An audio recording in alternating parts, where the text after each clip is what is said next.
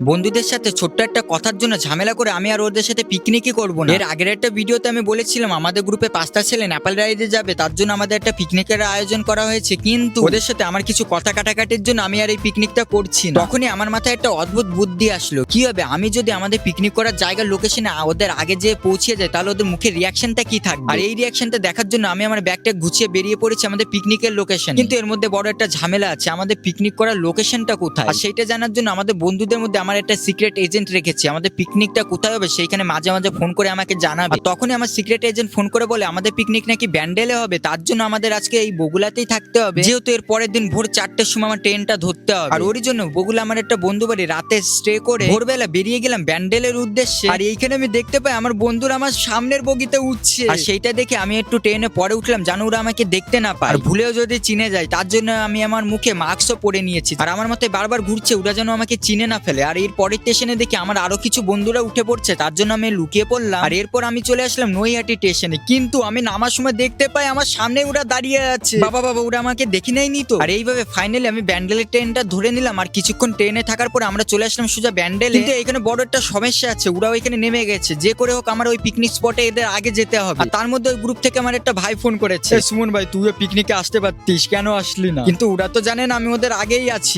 আমি একটা টোটো ধরে নিলাম, আর এইভাবে দৌড়তে দৌড়তে আমি সোজা চলে আসলাম আমার পিকনিক স্পটে। এ ভাই, তুই তো বললি পিকনিকে আসবি না, এখানে কি করছিস?